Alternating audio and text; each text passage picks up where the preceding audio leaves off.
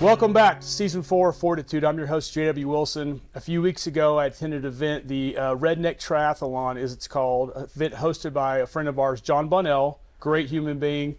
At the event, we dressed like rednecks. We participated in activities like flamethrowers, cannonball shooting, throwing axes, skeet shooting. The entire event was amazing and fun for the benefit of the veterans. While the event was over, we had a ceremony at the end, and we had lunch, and I sat next to this nice guy, and I went to say hello. I went to shake his hand, and he held his hand up like this with a huge blister on his hand and said, I can't shake hands, I'm sorry. So we did like a left-handed shake. Got to know the guy a little bit. He told me a little bit about his story. His name is Mike Rouse. Well, Jay, Mike Rouse is sitting right here today in our studio. So, Mike Rouse, thank you for joining us today. It's my honor and privilege. Thanks for asking me. You have a hell of a story, which we're about to delve into, and I'm grateful for your time and what you do for veterans. It's all to their benefit and others at this point in your life. But let's get going on this, if you don't mind. Currently, you're 71 years old. Yes. Correct. You grew up Abilene, Texas. Yes, sir. And you went to Hardin Simmons. Correct. After Hardin Simmons, what'd you do at school, by the way? Well, I was on a golf scholarship. Okay. I played golf for all 4 years there at Hardin Simmons on full scholarship. Tried to turn pro, wasn't cut out for it. I wasn't Tiger. Right. And after about a year and a half, I just said, you know what, you got to move on. You got to get a job, get a real life. So you moved back to Abilene after that? Yes. Home construction? Yeah, my dad and I were custom home builders there in Abilene. Business was good? Very good. Stressful though, yes? Stressful, but he had been in the business for about 30-something years, and then he let me join him after I graduated college. Okay. And gave me half the company, basically. And we had a great business. Had a great business for several years. Well, something happens in your life at this point, and it kind of changes the trajectory of the rest of your life. It did. I got married at 19, actually, when I was a sophomore in college. Okay. Had a couple of great kids. But things started to fall apart when I was my late 20s. Long story short, I got divorced at 30, but I wanted my kids to have the same life that they'd had growing up. So I let my ex-wife keep the house and my kids in the same neighborhood, same church, same friends, all that kind of stuff. And the first few months it was fine, and then I started to just lose myself, because I realized I didn't have the relationship with my children that I wanted. Mm-hmm. And I was trying to give them their space and yet at the same time be their dad. But I got involved with some different people, and now that I was away from home, I had time. I got back into golf at the country club and started playing golf 5, 6, 7 days a week. My best friend had 7 Learjets. Very successful oil man, and we traveled all over the country, to Pebble Beach, to Doral, Bethpage Black up in New York. Played in all these golf tournaments, Southern Amateur, Western Amateur, mm-hmm. U.S. Amateur, trying to, again, relive my golf business. But in that process, got very involved in partying and drugs and alcohol. And on July 21st, 1984, I got arrested. I was president of the Home Builders Association there in Abilene. Successful, like I say, member of a country club. Everybody knew who I was. I was actually going to run for mayor had this not happened. Why were you arrested? Possession of cocaine. And after about a year or so, I just said, what, I need this over with. I want to go on with my life. I was just in limbo, and how trial stuff goes. Everything's postponed, whatever. Mm-hmm. Ended up going in and just saying, you know what, I made a mistake. I am a drug addict. I've got a problem. I'll plead guilty. I accept the responsibility of the court. Was cocaine a regular thing for you at that time? 24/7, $1,000 a week. It kept the machine going. Correct, for about 3 years. I was when I got busted in June of 1984. I was 6 foot tall and I weighed 121. Wow. So I was a walking dead man, but I didn't know it. So you're sentenced. You served 14 months. I served 14 months in a federal prison in Reno, Oklahoma. Mm-hmm. And during that time, I realized that that's not how I was going to live my life. I mean, I grew up in a wonderful family, very middle class, but yet very successful family, college degree, friends, church, knew all that stuff. That was my life. And now here I am in a 10 by 10 cell, out for an hour a day, the rest of the time just kind of biding my life. And 2 weeks into my incarceration, January 16th, 1986, went out on the prison yard, saw guys running around. I thought, well, that's kind of weird. But I stopped the guy and said, what is it? And he said, well, 2.5 laps around the yard is a mile. And I thought, I've been an athlete, played college golf on scholarship. I've always been a sports guy. I'll go out and run a couple of miles and get my health back. Couldn't make it 1 lap without walking. And but I ended up run, walk till I got the 2 miles done. For the next 14 months, I went out there every day during my time and got to where I could run 6-7 miles without stopping, and got healthy, got my mind right, got out, went back to Abilene for a couple of weeks and just said, I can't do it here. I've got to start out. So I moved to Dallas and got a job in a running store as a greeter. Luke's Locker? Luke's Locker in Dallas, Texas. Don Lucas, who's one of my dearest friends now, became like my second dad because he gave me a shot. I thought when I got out that I was going to be living in a mobile home with 3 friends working minimum wage job the rest of my life. And Don gave me a shot, and the rest is history. And I've been in the running business for 38 years. When you were at Luke's, you were there for 10 years roughly, right? About that, yes. How much are you running in those days? Very quickly. I was released in 87, got the job July of 80. I was released in February of 87, got the job in July of 87. And almost within a year and a half, I ran my first marathon because I was so into it. Okay. So into it. And I had that as a bucket list item, did it and fell in love with the distance and kept going and going. Mm-hmm. Ended up getting into ultra marathoning and had a 35-year career running ultra marathons. 35 years. After Luke's Locker, what happened? Where did you go from there? Went to work on the wholesale side with this company called Brooks Running Shoes. Right. Went from there to Mizuno, worked my way up to a regional sales manager with Mizuno. This is in Dallas or in? Actually, San Diego. San Diego. Okay. Brooks was around here, but when Mizuno hired me in 1998, they moved me to San Diego. Mm-hmm. And it was there that I got really involved in the running community. Became very successful out there, grew my business with Mizuno. And in 2002, I met a Navy SEAL, a guy named John Tomlinson. Yes, sir. I'd never known anybody as a SEAL, knew a little bit about the military, but was never involved in it. Mm-hmm. Had respect for the military, but just really had never participated in anything that was military oriented. Met JT actually running with my running group on Saturday morning. Was he able to keep up with you guys? He could smoke me. Of course, I was, at the time, I was 45, 46 mm-hmm. years old. Actually, I was 50 because it was in 2002. I was born in 52. So I was 50. He was 27, 28. Okay. Fair. But he was 6'4", 230. But he could motor. He had an engine of a Ferrari. And through him, I got to know other SEALs. He introduced me to, and I became very involved in their way of life. Mm-hmm. And our relationship became very close because I didn't ask him about his SEAL stuff. I knew it was very private, very under the radar type stuff. So when we were together, it was talking about running. It was talking about his girlfriends.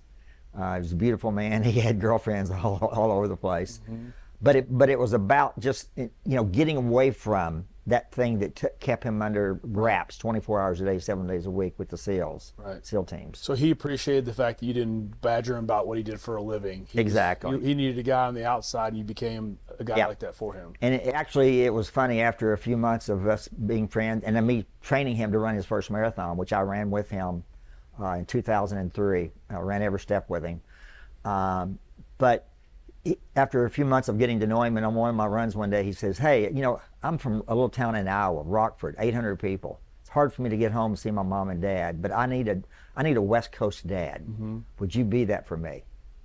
And I said, of course. I've fallen in love with you as a young man, and you're like a stepson to me. I'd love to do that for you. Anything I can do to help you. And he said, well, I'm going to call you Pops. You're my West Coast daddy. That's fantastic. And we had a great relationship until I lost him. Very nice. And yeah, we'll get to that here in a second.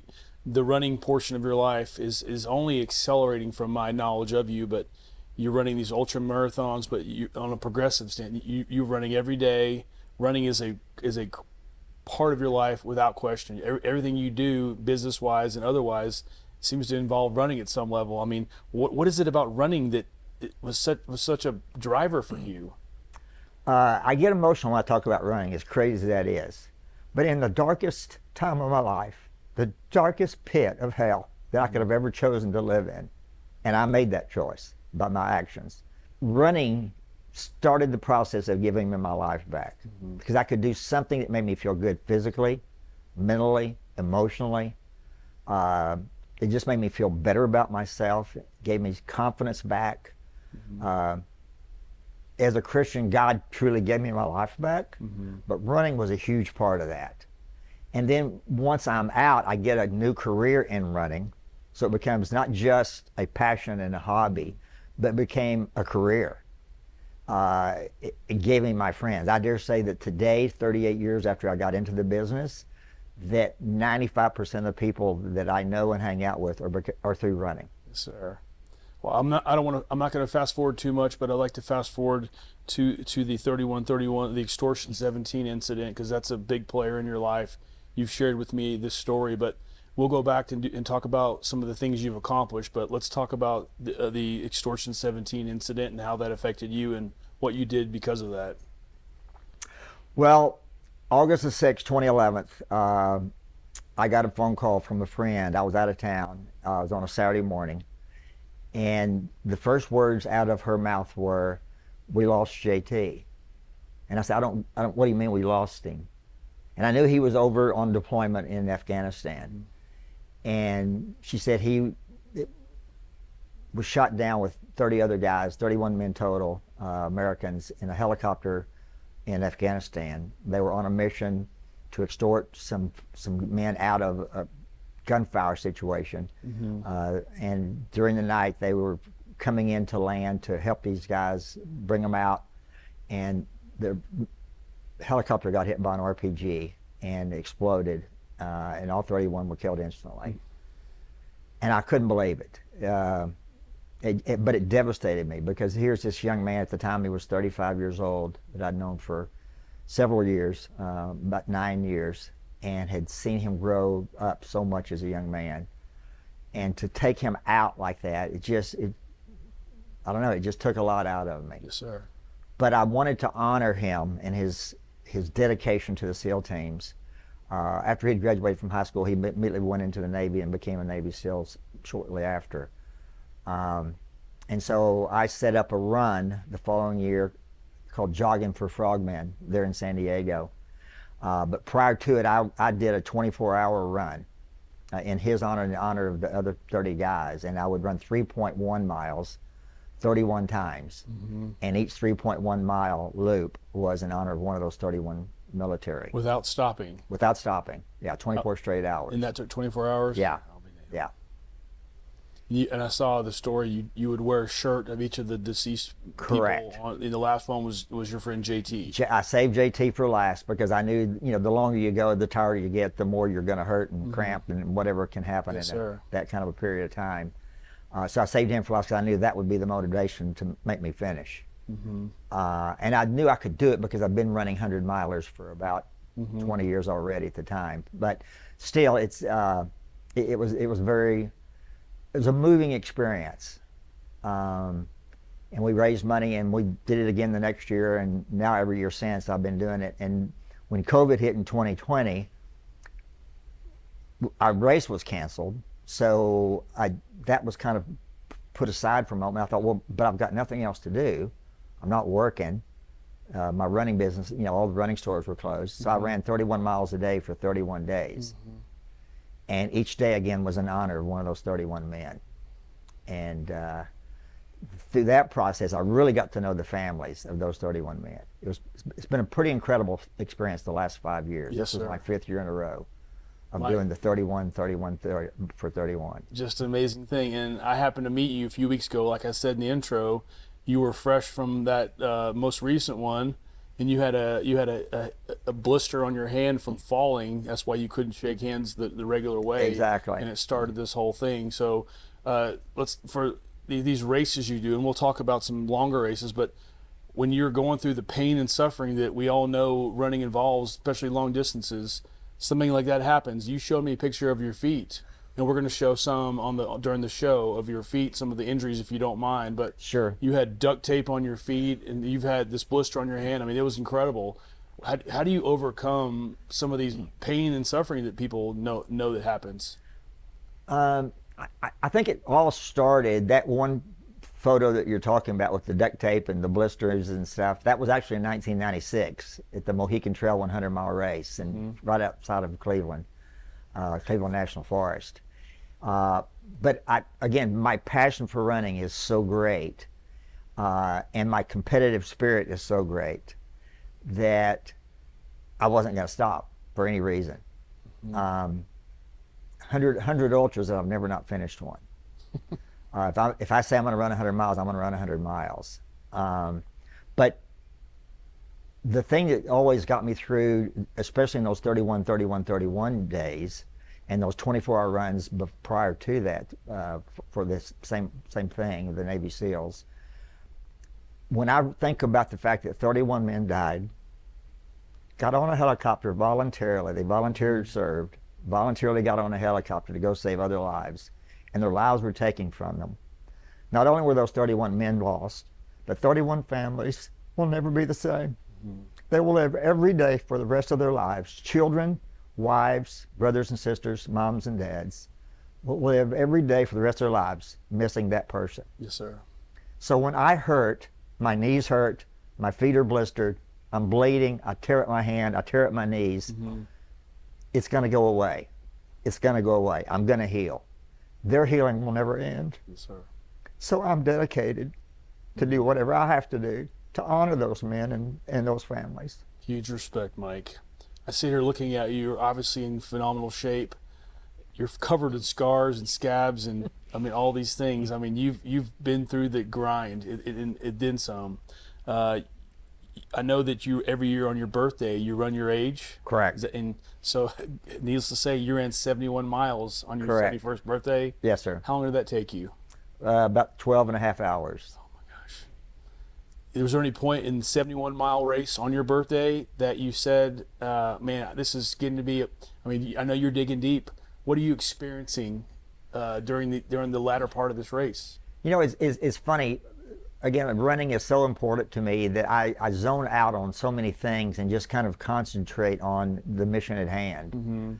And just for whatever it's worth, I think that's part of the reason why the SEALs are so special to me, is that those guys say, this is my mission, I'm going to do it, no matter the cost, right, no matter what it takes.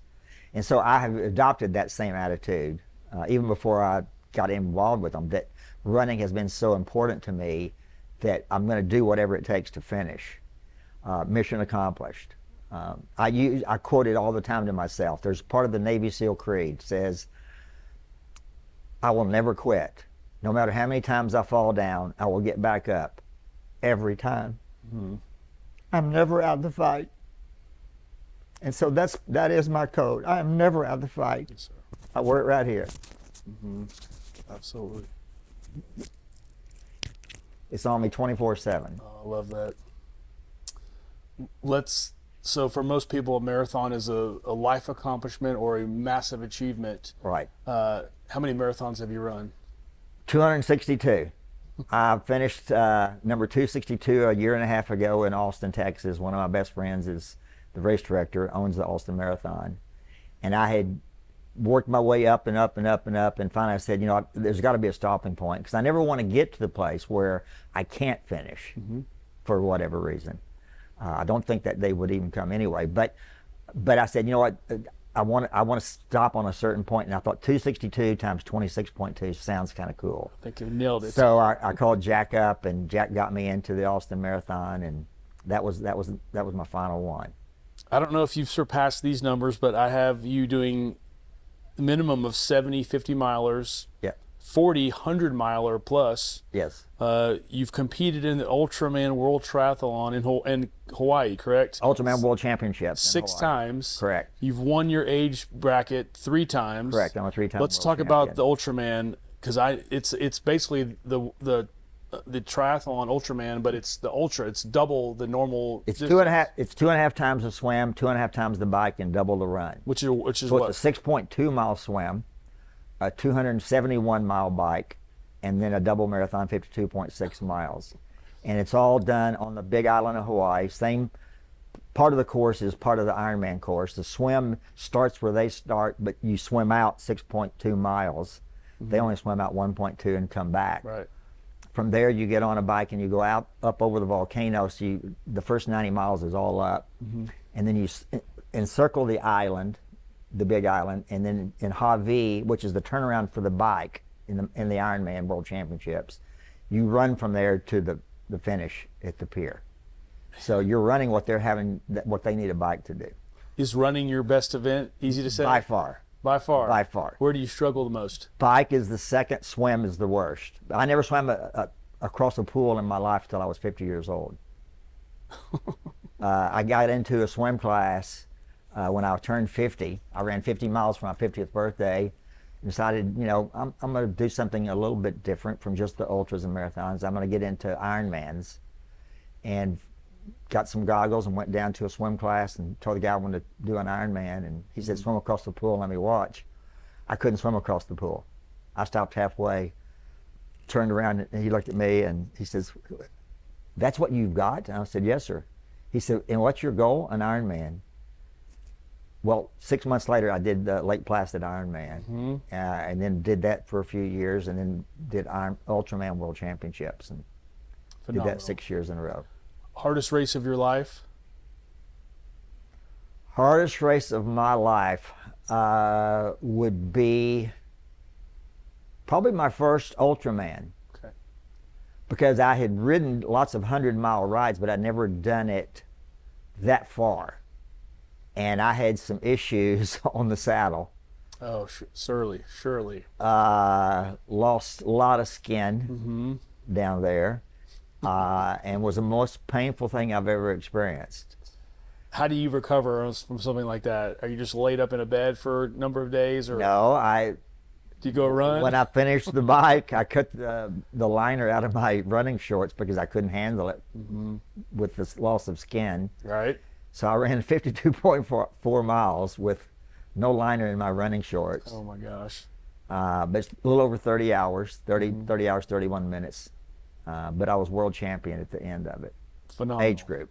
Again, how do you recover from that once it's over? What's the process for you to recover from a major event like that? I usually go out and run 3 to 5 miles the next day, because you want to get the lactic acid out of your body. Surely. If you just lay there, everything builds up, and I found after my first marathon, you're sore if you don't do anything the next day than if you just do a little bit and just get the blood flowing, get the lactic acid out, and get some movement.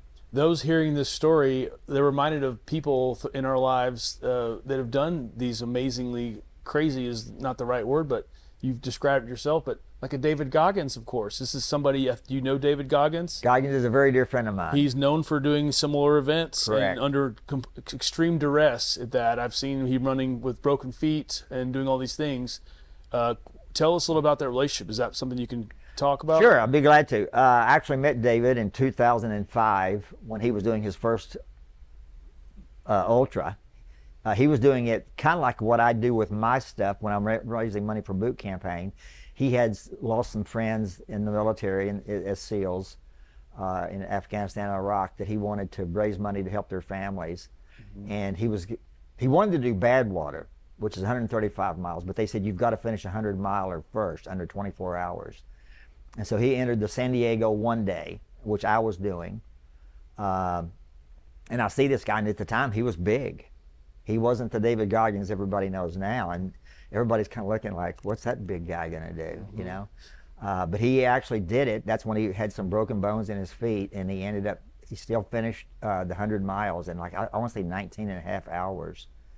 But I got second in the event. I ran 126.5 miles in 24 hours and got second. But that's where we met.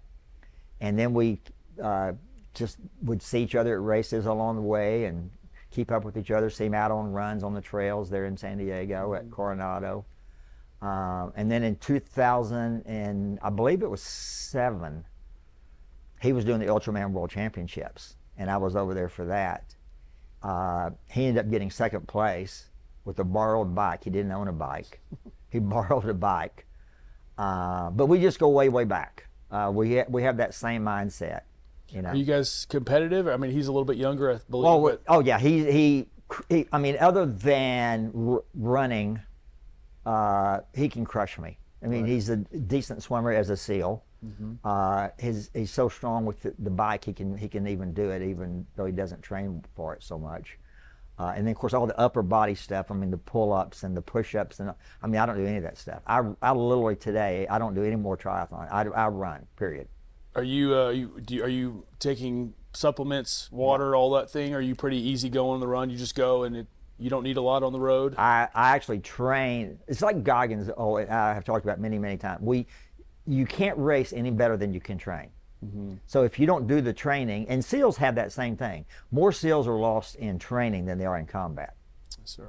Because they train so hard that they have to be right at that edge to be able to do what they do.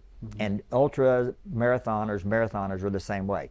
You've got to get to the edge to know what you really can do and are capable of. And again, David and I have that same mentality. If I'm hurting really, really bad, that's when I know I'm in good standing, because most people can't hurt that bad. I mean, most people, they get the blister on their bottom of their foot, they're done, they're out. That just inspires me more, because I know now I've got this. Because if I can do that, I'm going to beat other people. That's incredible, Mike. I mean, this is such inspiration. It's a mental game. It's a mental game. We've all heard it before. Your body tells you to stop, but your brain, or maybe your brain tells you to stop. Yeah. But your body's capable of so much more. Exactly. I'm sure. So I mean, I'll go out and do 4 and 5 hour training runs in 100-degree heat without water. Which doctors will tell you is stupid. You should not do it. You just need it. But I drink water all day long, every day anyway. Yes, sir. I'm always hydrated. You've told me, I mean, you've mentioned this when we met, but you knew Marcus and you know Morgan Luttrell. Correct. They're stories amongst themselves. They're SEALs, and we lost Marcus, obviously, the terrible thing that's become now a major motion picture. But what was that relationship like, if you mind? You know, it was kind of interesting, because after I'd gotten to be such good friends with JT back in '02, and shortly after, maybe in '03 or so, he said, "Pops, you've got to meet my Texas buddies. They're 2 of my best friends. There's 5 of us that hang out. Me, Bo, Boss, Marcus, and Morgan. The 5 of us, we're like the 5 Musketeers. We're always together, 24/7 almost. And they're twins from Texas. They talk like you. They act like you. Yes, ma'am, no, ma'am. Yes, sir, no, sir. Tip their hats. I mean, they're you made over. They're Texas." And he says, well, every time he was going to try to get us together, I'd be out of town on business, or they'd be deployed over. Something always came up. So one night he calls me, never forget this till the day I die. It was on a Wednesday night. I'm watching the news, getting ready to go to bed, about 10:15. He calls me, he says, "Pops, what are you doing?" I said, "Well, I'm getting ready to go to bed." He says, "Come down to the Field," which is an Irish bar down in downtown San Diego. And I said, "JT, I haven't had a drink all night. I'm going to bed in 5 minutes. And he says, "Nope. Get dressed and come downtown. Trust me, you need to be here." Okay, I go on, I put my jeans on and head downtown. I park and I walk in. It's Wednesday night, it's the singles night type thing. It's an Irish pub. It's jam-packed. I mean, it's shoulder to shoulder, wall to wall. And can't find him. It's dark, it's a little bit of lighting. But I see these 5 big tall guys together, and I said, that's got to be JT in that. So I wind my way back there and see him, and I walked out. I said, "Okay, what is so important that I had to get up, get dressed at 10:15, drive 15-20 minutes downtown, find a parking spot? What's so important?" Remember those 2 boys from Texas I told you about? He says, "Yeah." He said, "Marcus, Morgan Luttrell." Nice. So Marcus sticks his hand out, says, "How you doing, sir?" Swear to God, this is a true story. I went like this, grabbed him by the cheeks and kissed him on the lips. And he pulled back and says, "What was that?" I said, "Sir, are you a man?" "Yes, sir, I'm a man." I said, "You just proved it, because you were all right with it. You didn't hit me." I said, "I just wanted to see how tough you really were." And Morgan, who we call Mojo, looks at me and he goes, "You're not going to do that to me." I'm like, "Boy, stand in line." I gave him a kiss. Ever since then, we've been best of friends. That is correct. And we became very, very close friends. And I'll never forget when JT called me a few months later and said, we lost Marcus. We thought he was gone. They thought he was gone. We all know the story now, how he was found and came back from it. But they're very, very close to me. We hung out together at JT's memorial in 2011 after he was gone. I helped him put on a race, and when I did my 31 for 31 3 years ago, I actually went down to the ranch on the weekend of the middle of May, and Morgan ran about half of it with me, and a few other SEALs did the same thing. There were like 8 or 9 SEALs that came down that weekend and ran parts of it. But we're very, very close. I've kept up with the SEAL community now for 20-something years. Wonderful, wonderful. Yeah. How many miles, Mike, would you think you've run since this whole episode of your life began? Well, I actually can tell you almost to the mile. I've kept it documented. When I got out of prison, my mom and dad had known about my running, and so one of the first things that my mom gave me when I came home in 1987 was a Jim Fix running log, which Jim Fix was the big time runner. And he had a running log that you could mark down what your runs were and times and all this kind of information. I started doing it, and ever since then I've kept a log of every single mile I've ever run. Well, in 2011 or 12, I got on Strava, so now it's on my phone. I always carry my phone with me, so it's continued to be logged.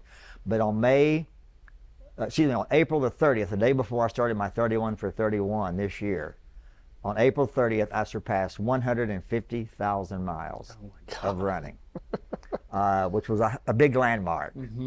So I ran 620 miles the month of May, and I've got about another 100 this month. So I'm about 150,700 at this point. I don't think I've flown that many miles, let alone 6 times around the earth. Is that right? 6 times around the earth. Wow. Well done, sir. Well done. You help ex-cons. Yes. Help people that had a similar story that wanted to fix their life. You've done some work there. Yes. Once I had gotten released from prison, went back to Abilene for a couple of weeks, and then came to Dallas to really start fresh and anew, because I wanted to just get everything behind me.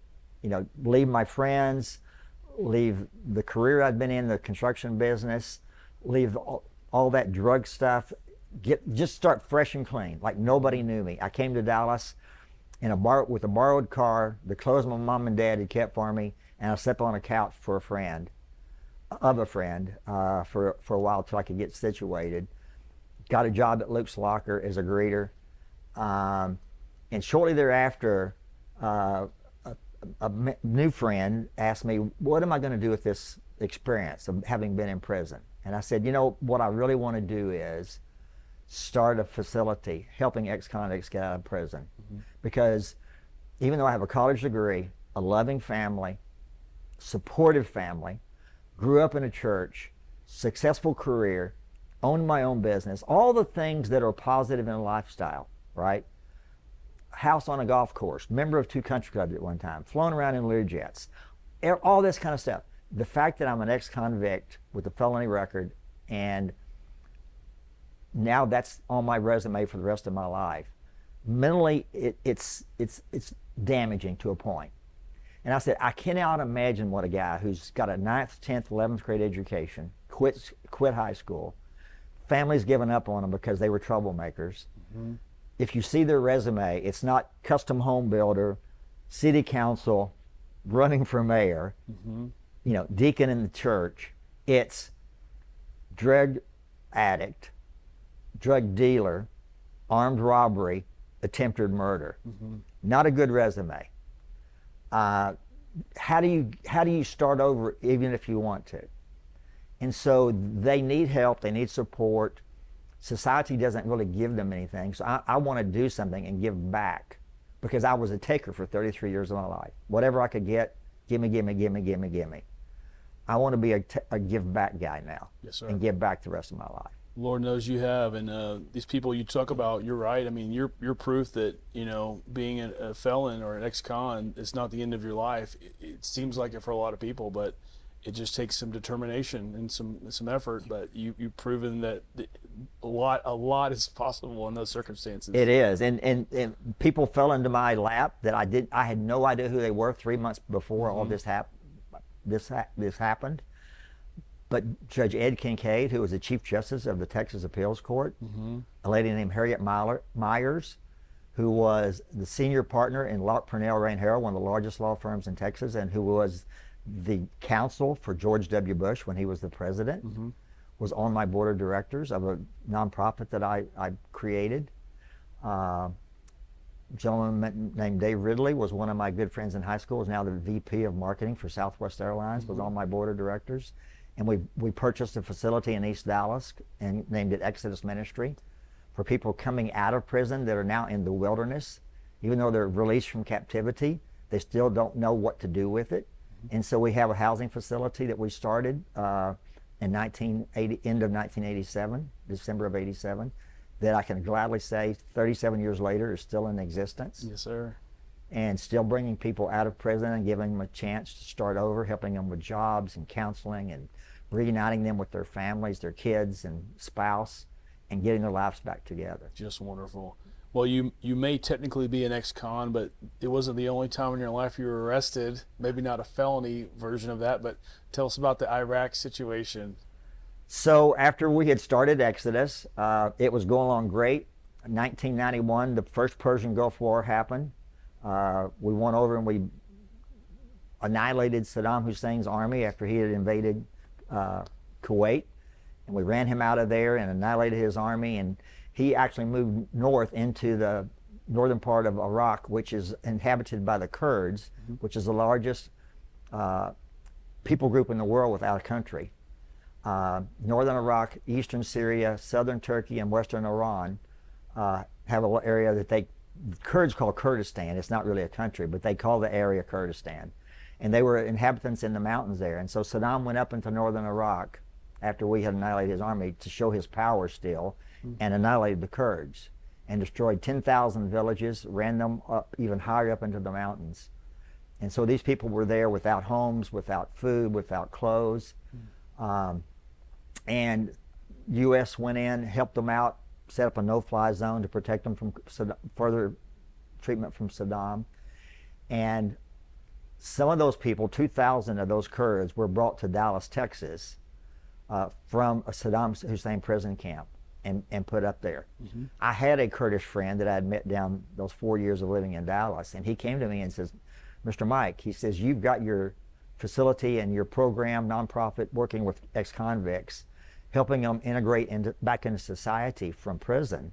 Can you do the same thing for Kurds who are in a prison camp in Iraq, who've been brought here in the clothes they had on? They can't speak English. Their jobs were sheep herders. Right. They can't speak English. They only speak Kurdish. They've got food stamps and a free place to live, but they have no furniture. They can't get jobs because they can't speak English. They can't drive. They've never driven cars in their lives. All these different things going on. He said, can you help them out? And so I went up and set up a nonprofit, again, called the Kurdish Relief Association, and got English as a second language classes for the kids and the men. Helped them with jobs, working as laborers and different things. And crazy story, but the Junior League of Dallas had called me about Exodus, getting furniture for our facility and clothes. I actually took those things that the Junior League of Dallas had given me and furnished 52 apartment units for these Kurds in North Dallas in one day. 52 units. So great. From people sleeping on the floors, eating out of cans, raw food, to dishes, utensils, beds, couches, etc. They came to me a year later and said, our families back in Iraq need to know what democracy is. We didn't know what democracy was. We thought dictatorship was life. Right. So I set up a school in northern Iraq in this no-fly zone in 1992 and started going in and out and hired teachers to go over there voluntarily and teach these Kurds English, democracy, etc. History of the world, history of the U.S. My 5th trip over, I was taking computers in and got caught at the border by Turkish military and put into a Turkish prison camp. Oh. And was there for 10 days until the U.S. Embassy could get me out. They were upset with me because they said, why in the world would you doing this? You're not a Red Cross or affiliated with any social service. And I said, I just wanted to help people out. It was my mission. Sounds like a scene from the movie Airplane. Have you ever been to a Turkish prison? Well, hell yeah, you have. I have. That's great. That is awesome. Well done. I mean, you mentioned, not to jump around, but you mentioned Badlands a second ago. I know this story, but I know Badlands. I wish I could do the things you've done, but why is Badlands such a unique race? Well, it's 135 miles that you start in the lowest part in America, 200 feet below sea level, in Badwater, California, and you go to the top of Mount Whitney, which is the highest peak in California, 135 miles. And it is brutal. It is brutal. 130 degrees, 125, 130 degrees. I lost 17 pounds in 12 hours. Oh my gosh. Do you have 17 pounds to give? I do not. Wow. And you have a support team with you along the way? You do. You are required to have a support team because it's so dangerous. It's so dangerous, right. Dehydration. Even the support people suffer because they can't run their air conditioners. The cars would overheat. You've run Leadville as well, right? Leadville, Western States, Mohican. Are they all uniquely extremely difficult? Yes. Anytime you're running 100 miles, I mean, it's craziness. So I'm assuming you've read the book Born to Run. Oh, of course. I knew those guys. Have you run? You did? Yeah, Scott Jurek, who was Scott Jurek, who was one of the guys that went down there to run with Micah True, is a very close friend of mine. Have you run down there in that situation? I have not. Okay. I have not. At the time, I was wanting to do that, but that became quite a inspiration to the running community. How is Scott Jurek these days? I haven't heard that name in a while, but he's a significant player. He was, in my opinion, is one of the greatest ultra runners of all time. I mean, Right. he was 7-time Western States winner. Appalachian Trail, he had the record for that, which he did injured the whole way. Again, anybody who's a crazy ultra runner over a period of time understands injury. But Scott doesn't run ultras anymore. He's still involved with Brooks and helping them with their footwear and stuff. And he still runs, but he's out of the competitive. He's kind of like me. He's out of the competitive world, so to speak. Have you had any knee issues over the years, or I mean, I've never had a knee ache other than in 2014, this the 24-hour thing. Right. I'd done it in 12. I'd done it in 2013. In 2014. I was on my very first loop of 3.1 miles. I was 1.5 miles in, so I'm halfway through the first loop of 31. I had about 5 of my running friends running with me. I tripped and fell and fractured my kneecap. One of my friends that was running with me is a nurse, and she heard it crack, and she says, "Rouse, you just fractured your kneecap. I guarantee you." She said, "I know." And I said, "Well, I don't know. I think it's just sore. Let me walk it off." And she said, "Rousey, I can feel the crack. I've been doing this as a nurse for 15, 20 years." So you gave up, right? I said, "Well, let me just walk and see how it goes." I walked 100, 200 yards, started running. It was painful. So I walked on got into the tent. I was going to change my shirt, put on, I went from Aaron Bennett to David Brown and changed my shirt.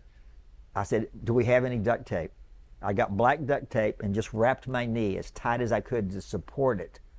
And I walked 95 miles, the next 95 miles, 30 loops. Oh my God. With duct tape on my knee and finished in 23 hours and 40 minutes.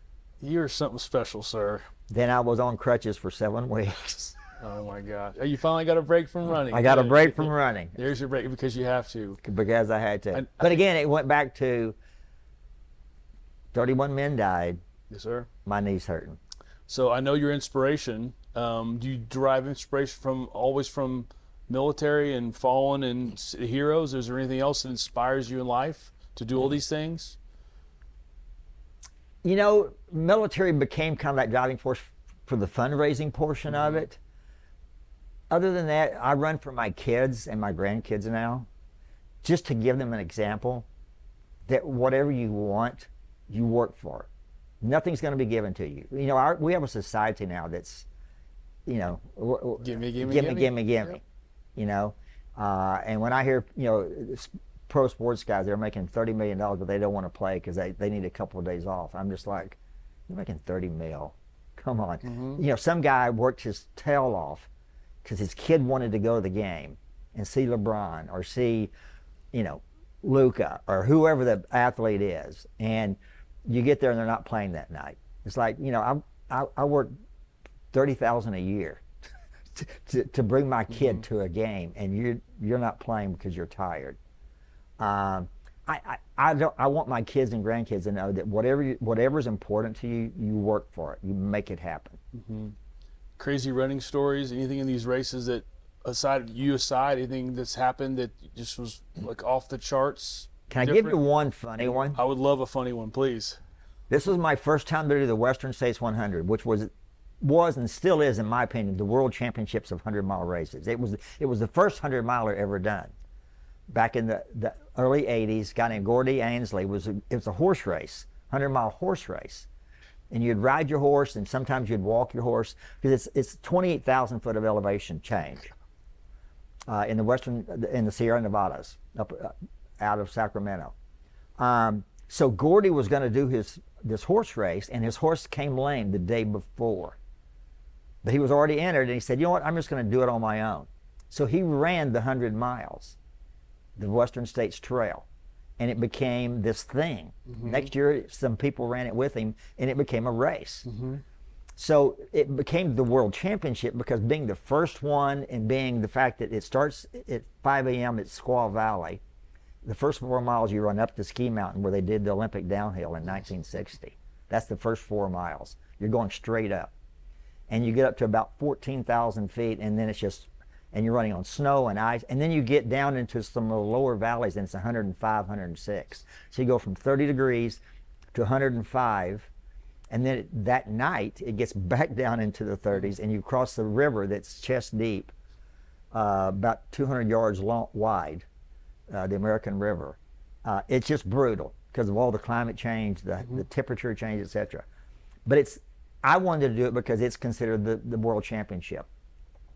So I'm going to do it. I get there, I'm trained, I'm ready. I get there, and I see this guy in khaki cargo shorts, black, like not compression socks, but just black socks, nylon socks, running shoes, a white t-shirt, a white long sleeve shirt, crazy wild hair down to here, full beard, unkept, braided. And I thought, this guy must be some homeless guy that just showed up looking for free food on the course or something. He goes up the mountain. At the top of the mountain, he's right beside me the whole way. We're kind of walking up this thing. He goes behind the aid station where you're refilling your bottles with water and Gatorade, and he's smoking a joint. I'm thinking, this is interesting. I take off, and we're running in snow. I'm running, and I hear this, on your right. So I kind of go to the left. This guy goes by me, same guy. At mile 30, there's a checkpoint where they're checking you for weight. If you lose so much, they make you stop or rehydrate, whatever. He's standing on the scale. I get there behind him. I get on the scale. When I get off, he's standing there drinking a bottle, straight out of a Jack Daniels bottle, and smoking a Camel cigarette. Unbelievable. Long story short, he beats me by 2 hours. Oh, wow. That guy beat me by 2 hours. And I thought, I trained all wrong. I didn't smoke any joints. I didn't drink any Jack along the way, and had no Camel cigarettes. Some people just have, you've earned it. You've earned every step of the way. Some people are just born different, right? Born different. Born different. Any advice you'd share to those that, you've given ex-con, you're helping them, but what advice would you tell people? What advice do you tell people in life, if based on things you know to be true? I think my biggest thing is that find something that drives you. Find something that you have a passion for, whether it's raising money for the military, whether it's childhood cancer, whether it's women and children that have been abused, have had to move away because they were abused, abusive relationship, whatever that cause might be. find something that you can be passionate about that will drive you, that makes you want to do something above and beyond. Because I want to go to the end of my life and say, be able to say, Mike Rouse made a difference. It's important to me. Not for any accolades. We're all going to leave everything behind. I'll never forget when one of the richest men in Dallas died 30-something years ago, and they were covering his funeral in the service that night. And they saw his accountant, WFAA, I'll never forget it, saw his accountant coming out of the church from the service and said, I hate to ask this, but can you tell us how much money Mr. So-and-so left behind? He said, I can tell you exactly how much he left behind. He said, really? How much? Everything.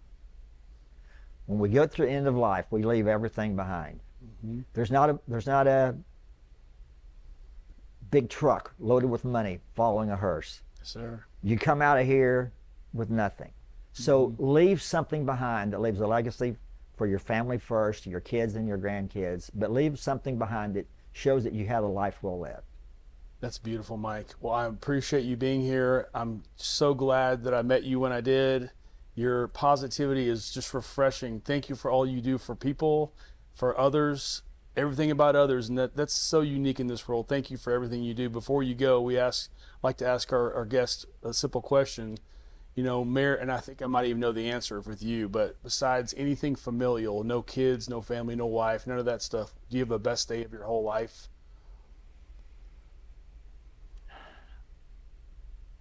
It's going to sound crazy. The best day of my entire life, because of what transpired afterwards, was the day I walked into a courtroom and a federal judge asked me my plea. And I said, Your Honor, I'm guilty. I made a mistake. I asked the court for leniency because I want to put this behind me and build my life back. I walked out of that courtroom with a 5-year sentence, but knowing that I was honest, yes, and I had a chance to start over. I gave myself a chance to start over. Yes, sir. Mike Rouse, Pops, well done, sir. Thank you for being here. Thank you. Thank you for joining FORTitude. And with that, that's the end of our show today. I want to throw it to my good friend, Keegan Cunningham. Keegan, take it away. Forward, let's make a move. Unique is what we do. Take a seat, be introduced to the lives in FORTitude. Burn the town down, Cowtown, let's dance, interact, meet some new friends. Go ahead, cancel all your plans for the stories you'll remember in FORTitude.